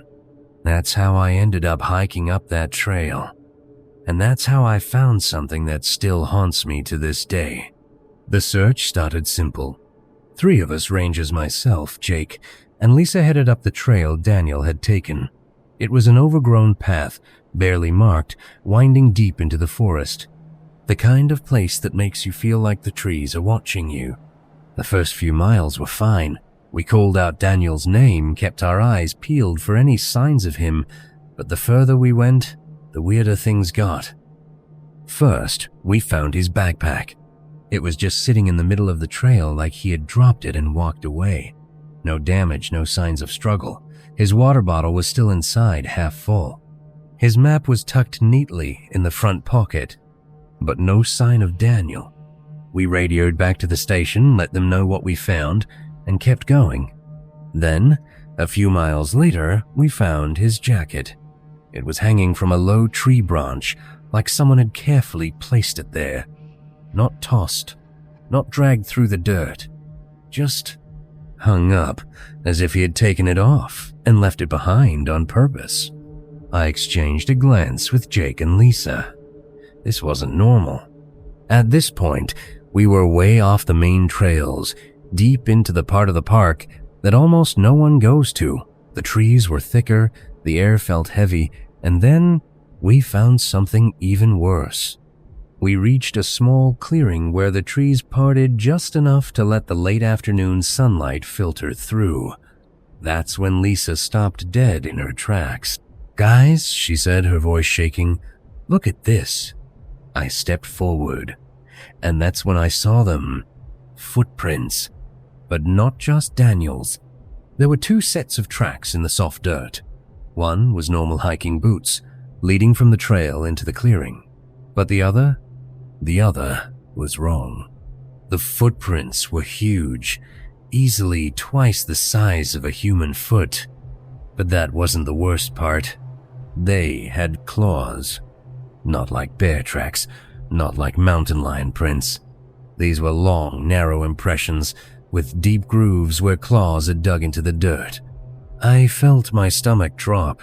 What the hell made these?" Jake muttered. Lisa shook her head. "I don't know, but look where they lead." I followed the tracks with my eyes. They came out of the trees, merged with Daniel's footprints, and then only the clawed prints continued. Daniel's footprints stopped in the middle of the clearing, like he had just vanished. Jake and Lisa looked at me, waiting for me to say something, waiting for me to explain, but I had nothing, because this made no sense. But we weren't done yet, because just beyond the footprints tucked between 2 trees, we found his phone. And when we turned it on, there was one last video recorded. I don't know what I expected when we hit play. Maybe just whine noises or the sound of Daniel walking. But the moment the video started, we all froze. The camera was shaking, moving fast. Daniel was running. His breath was ragged, panicked like he'd been sprinting for miles. Then he turned the camera behind him. And that's when we saw it. A shadow, huge, inhuman, moving between the trees. Fast. Too fast. The footage was blurry, but even through the pixelation, I could see the outline of something massive. It had long limbs, too many joints, too many fingers. It didn't walk, it crawled, its body bending in ways that weren't natural. Daniel let out a choked scream, and then the camera cut to black. The video ended. That was the last anyone ever saw of him. I don't know what happened to Daniel Harper. I don't know if he ran into something ancient, something that wasn't supposed to exist. But I do know one thing. That wasn't the last time we saw those footprints. And it sure as hell wasn't the last time something went missing in those woods. The hike back to the ranger station that evening was silent. None of us wanted to talk about what we had just seen. Daniel's footprints, the clawed tracks, the video, were all trying to process it, but there were no words for something like that. You can explain away a lot of things in the wilderness animals, weather, even hallucinations, but this wasn't something we could explain, and deep down, I think we all knew it wasn't over.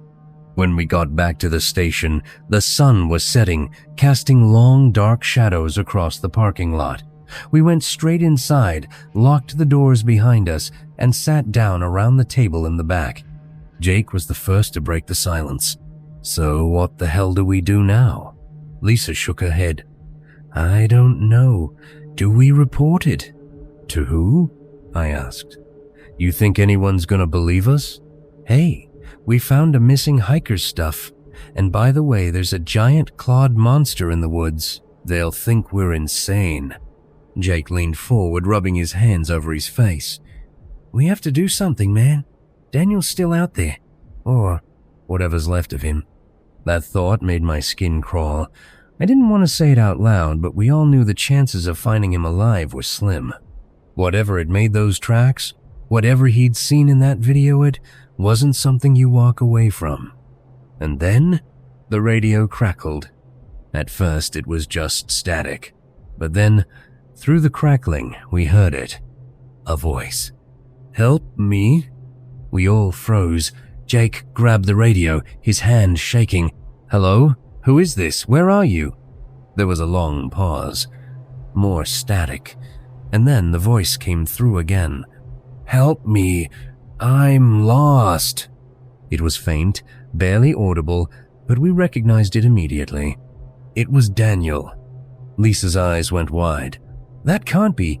There's no way." "Daniel, is that you?" Jake said into the radio. Where are you? Are you hurt?" Another crackle. And then more words, whispered and broken. "They're watching. Don't move." The radio went dead.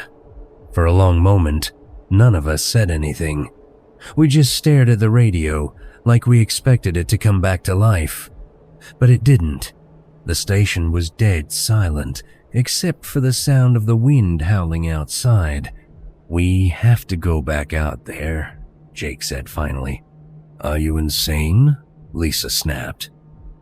"It's pitch black out there. We barely made it back in the daylight, and now you want to go back at night?" "He's still alive," Jake shot back. "You heard him. He's out there and he's in trouble. Or it's a trap," I said quietly. They both turned to look at me. "What are you talking about?" Jake asked. I hesitated, trying to put my thoughts into words. That didn't sound like Daniel. Not really. And how did he get a radio? His stuff was back on the trail. He didn't have a radio when we found it." Lisa's face paled as she realized what I was saying. "You think it's not really him?" "I don't know," I admitted. "But something about this doesn't feel right."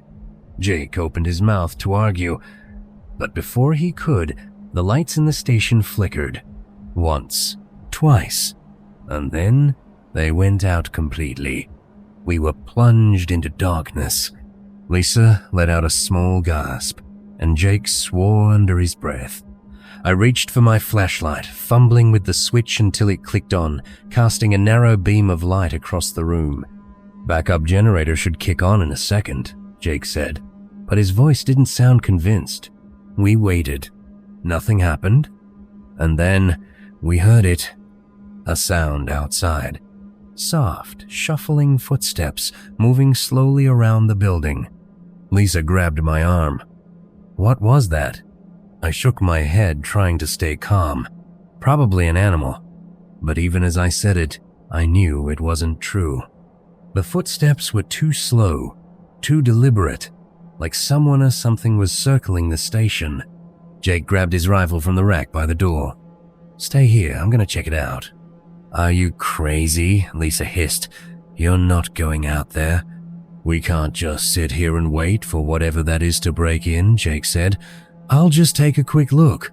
If I don't see anything, I'll come right back." Before we could stop him, he unlocked the door and stepped outside. The door clicked shut behind him, and for a long time, Lisa and I just sat there, listening. At first, everything was quiet, and then we heard it. A scream. Not Jake's, not Daniel's. Something else. Something high-pitched and inhuman, echoing through the trees. Lisa clamped her hands over her mouth to keep from screaming. I grabbed the radio, frantically trying to get Jake. "Jake, come in. Are you there?" Static. And then faintly, over the crackling, "They're here." The line went dead. I dropped the radio like it had burned me. "We have to get out of here," Lisa whispered. "Now." I nodded. We grabbed our flashlights and headed for the back door, moving as quietly as we could. My heart was pounding so hard I thought it might explode. Every instinct in my body was screaming at me to run, but I knew that if we made too much noise, whatever was out there would hear us. We reached the door and eased it open, stepping out into the cold night air. The forest was pitch black, the only light coming from our flashlights. The wind had died down, and the air felt thick and heavy, like the whole world was holding its breath. We started toward the parking lot, moving as fast as we dared.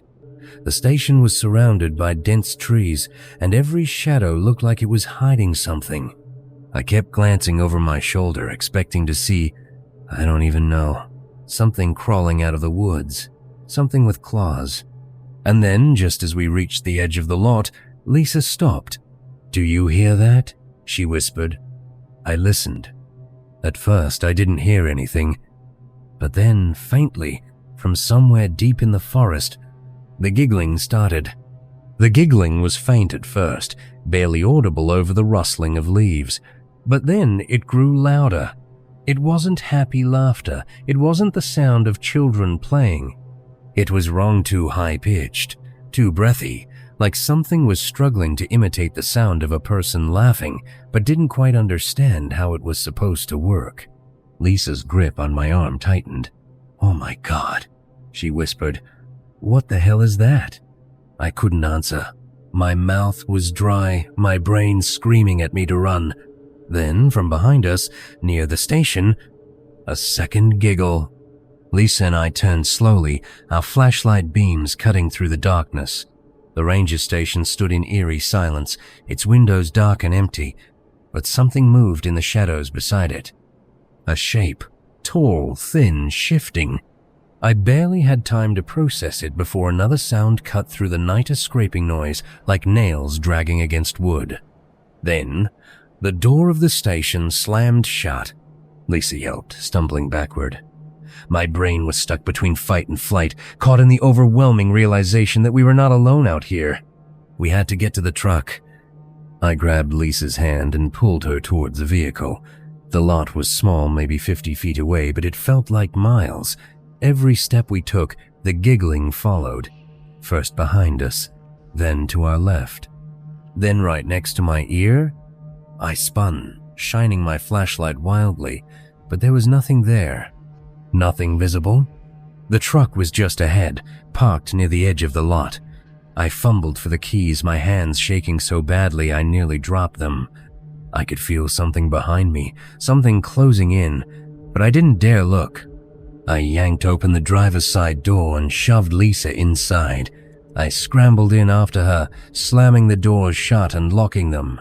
My breathing was ragged, my hands death-gripping the steering wheel. The forest was silent again, but it wasn't gone. It was watching. Lisa wiped a tear off her cheek, whispering, "Start the truck, please." I twisted the key. Nothing. The engine didn't turn over, not even a click. I swore, trying again. Nothing. The headlights didn't even flicker. The battery was fine when we parked, but now it was dead. Lisa let out a choked sob. "Number, no. The giggling came back. This time, it was everywhere, surrounding us. Thina tap on the glass, right next to Lisa's head. She screamed, jerking away from the window. I turned my flashlight toward it and my stomach dropped. A handprint. Not human. A sound outside. Soft, shuffling footsteps moving slowly around the building. Lisa grabbed my arm. What was that? I shook my head, trying to stay calm. Probably an animal. But even as I said it, I knew it wasn't true. The footsteps were too slow, too deliberate, like someone or something was circling the station. Jake grabbed his rifle from the rack by the door. "Stay here, I'm gonna check it out." "Are you crazy?" Lisa hissed. "You're not going out there." "We can't just sit here and wait for whatever that is to break in," Jake said. "I'll just take a quick look. If I don't see anything, I'll come right back." Before we could stop him, he unlocked the door and stepped outside. The door clicked shut behind him, and for a long time, Lisa and I just sat there, listening. At first, everything was quiet, and then we heard it. A scream. Not Jake's, not Daniel's. Something else. Something high-pitched and inhuman, echoing through the trees. Lisa clamped her hands over her mouth to keep from screaming. I grabbed the radio, frantically trying to get Jake.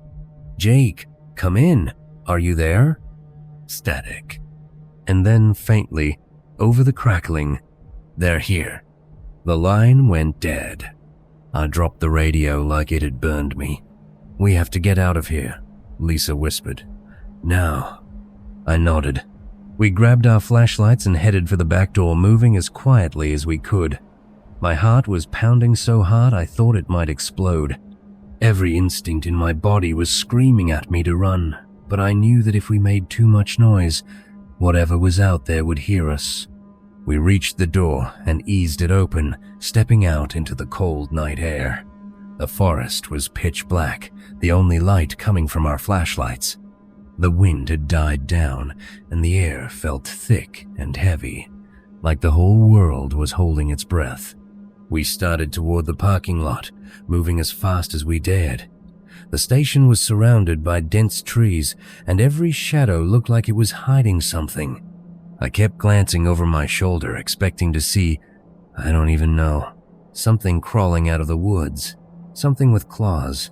And then, just as we reached the edge of the lot, Lisa stopped. "Do you hear that?" she whispered. I listened. At first, I didn't hear anything, but then, faintly, from somewhere deep in the forest, the giggling started. The giggling was faint at first, barely audible over the rustling of leaves, but then it grew louder. It wasn't happy laughter. It wasn't the sound of children playing.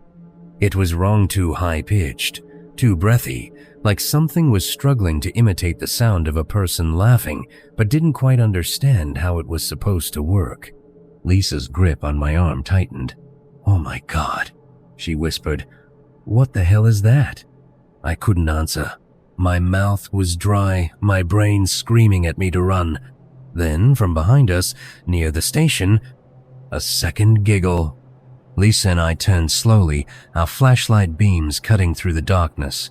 The ranger station stood in eerie silence, its windows dark and empty, but something moved in the shadows beside it. A shape, tall, thin, shifting. I barely had time to process it before another sound cut through the night, a scraping noise, like nails dragging against wood. Then, the door of the station slammed shut. Lisa yelped, stumbling backward. My brain was stuck between fight and flight, caught in the overwhelming realization that we were not alone out here. We had to get to the truck. I grabbed Lisa's hand and pulled her towards the vehicle. The lot was small, maybe 50 feet away, but it felt like miles. Every step we took, the giggling followed. First behind us, then to our left. Then right next to my ear, I spun, shining my flashlight wildly, but there was nothing there. Nothing visible. The truck was just ahead, parked near the edge of the lot. I fumbled for the keys, my hands shaking so badly I nearly dropped them.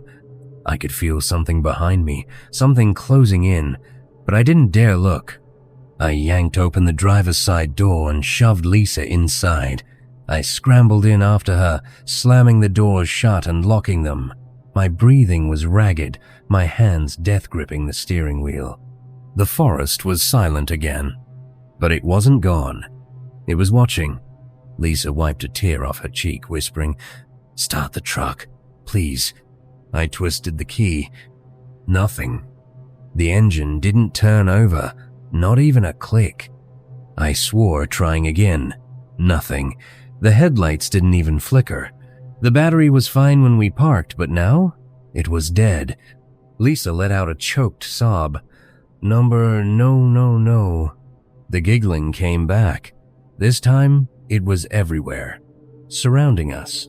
Thina tap on the glass, right next to Lisa's head. She screamed, jerking away from the window. I turned my flashlight toward it and my stomach dropped. A handprint. Not human. The fingers were too long, the shape too narrow, like something had stretched itself into the shape of a person but hadn't gotten it quite right. Lisa was crying now, full on shaking. I didn't blame her. We were trapped. Then footsteps on the roof. Soft, slow, deliberate. I could hear it moving, shifting its weight, crawling over the truck like it was studying us. I gripped the steering wheel, my mind racing. We have to make a run for it. Lisa's head snapped toward me. "Are you insane? It's right there." "We don't have a choice," I said. "If we stay here, we're dead. If we run, maybe we have a chance." Lisa was hyperventilating, but she nodded. We counted to 3. Then we ran. I threw the door open and bolted. Lisa was right behind me.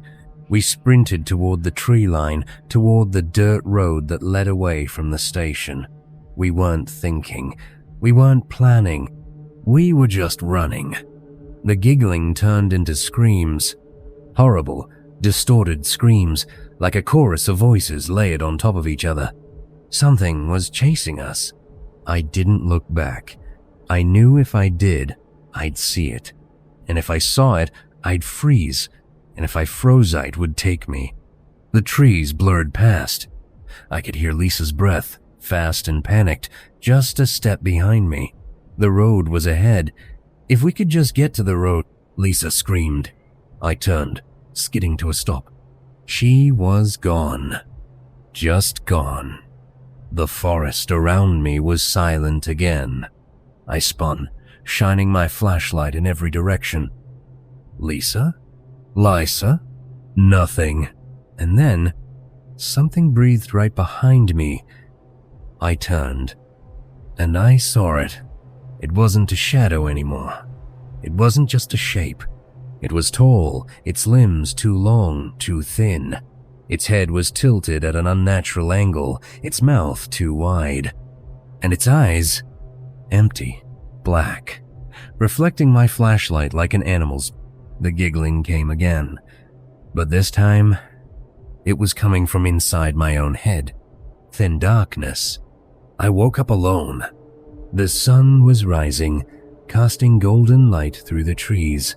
I was lying on the side of the dirt road, my flashlight still clutched in my shaking hands. Lisa was gone. The truck was gone. Even the ranger station was wrong. It looked abandoned, like it had been empty for years. Windows shattered, roof caved in, like it had been left to rot long ago, like it had never been there at all. I don't remember how I got out. I don't remember walking, but somehow I made it back to civilization. When I tried to report what happened, no one believed me. The park records had no record of Lisa, no record of Jake, no record of Daniel Harper. As if none of them had ever existed. I quit that day, left the park, never looked back. But sometimes, late at night, I still hear the giggling, and I know, deep down, it's still watching me. I didn't sleep for a long time after that. Not really.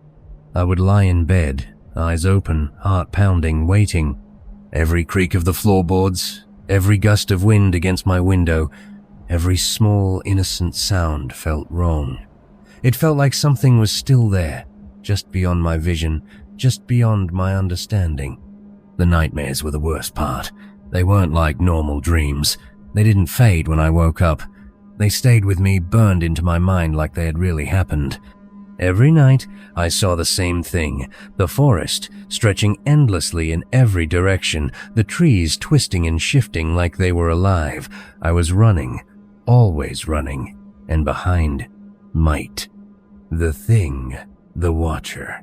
Its long limbs bending in unnatural ways, its mouth stretched into that impossible smile. And worst of all, the laughter. That horrible, distorted giggling, echoing all around me, inside me.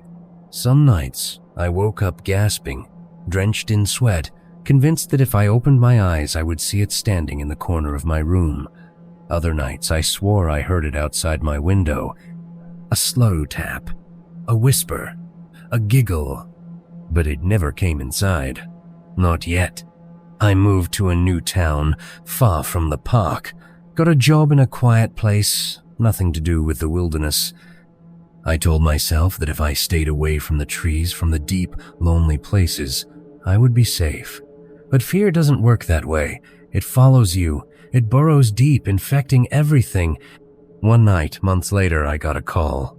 It was from a number I didn't recognize. No name. Just a long string of digits, unfamiliar and wrong. Like it didn't belong to any real area code. I almost didn't answer, but something in me needed to. I pressed the phone to my ear. At first, nothing. Just silence. And then breathing. Slow, ragged, wet. I didn't speak. I couldn't.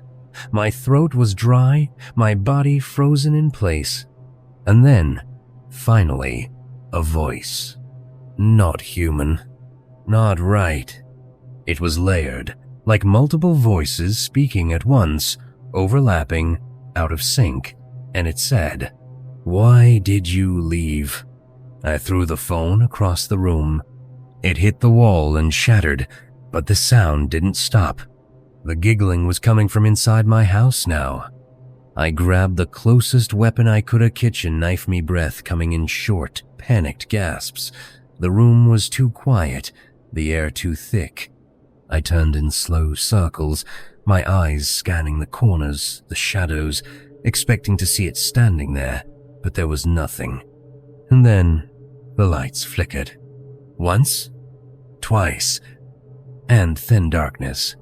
Everything in me screamed to run, to get out, but my body wouldn't move.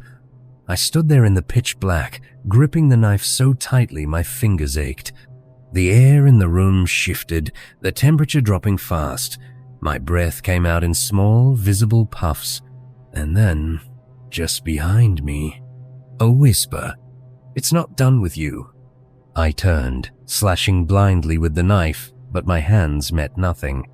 The lights flickered back on. I was alone. The only sound was my own ragged breathing.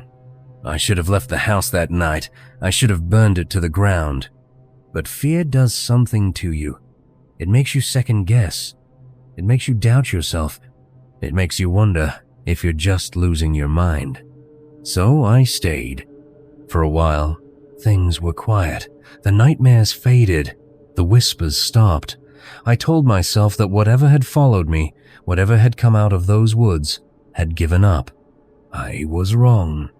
2 weeks later, I woke up in the middle of the night to a sound that made my blood run cold. A knock. 3 slow knocks. At my bedroom door. Not the front door. Not the window. My bedroom door. I didn't move. I didn't breathe. Then, after a long silence, the handle started turning. It was inside my house. I grabbed my phone, scrambling to turn on the flashlight. The second the room filled with light, the knocking stopped. The handle went still. I didn't sleep the rest of the night. The next morning, I packed a bag and left. I don't live in one place anymore. I move around. I don't stay anywhere for too long. I don't sleep near forests. I don't go hiking. I don't go outside at night. And no matter where I am, I always keep the lights on. Because I know, deep down, it's still watching. And someday, it's going to come back. I thought leaving would help. That if I kept moving, if I never settled in one place too long, it wouldn't be able to find me. That whatever had come out of those woods, whatever had taken Lisa, whatever had whispered in the dark, whatever had knocked on my door wouldn't be able to keep up. But fear is patient, and so is it. At first, things were quiet. I slept better. The nightmares weren't as frequent. I stopped hearing the giggling, stopped feeling like I was being watched. I told myself it was over. That maybe, just maybe, I had escaped. Then, one night, I was staying in a cheap roadside motel somewhere in the middle of nowhere. I don't even remember what state I was in. I had stopped keeping track. The important thing was that it was far from the park, far from those woods. I had just started to drift off when I heard it. A single, slow knock. Not at the door, at the closet. I shot up in bed, my heart slamming against my ribs. My body knew before my mind caught up. It was here. The room was silent. The air was thick, heavy, wrong. I reached for my phone, my hands shaking so hard I nearly dropped it. I turned on the flashlight, pointing it at the closet door. It was open just an inch. I hadn't opened it. I hadn't even checked it when I came in. I didn't move. Didn't breathe. Then, from inside the closet, I heard it. That same giggle. Soft, too high-pitched, wrong. And then the door creaked open, just a little more. I grabbed my bag and bolted. I didn't even stop to check out. I just got in my car and drove, hands white-knuckled around the steering wheel, eyes darting to the rearview mirror every few seconds, expecting to see something sitting in my back seat. But I didn't. The road stretched on, dark and empty. The headlights cut through the night, but the shadows beyond them felt alive. I don't remember how long I drove. Hours, maybe. I didn't stop until the sun came up, until exhaustion forced me to pull into another town, another nameless motel. This time, I checked the closet, and I locked it. For a while. That was my life. Driving. Sleeping in different places, never staying long enough for it to find me again, but deep down, I knew it was a lie. Because it wasn't following me, it was already inside me. The nightmares came back, stronger, worse. I'd wake up in the middle of the night, my body drenched in sweat, the echo of that giggling still ringing in my ears. And sometimes, just before I woke up, I'd hear it whisper my name. Then, something even worse happened. I stopped waking up alone. One night, I jolted awake, gasping, my heart racing. I could still hear my own scream ringing in the empty motel room. My breath came in ragged gasps, my body frozen in place. And then I felt it. A hand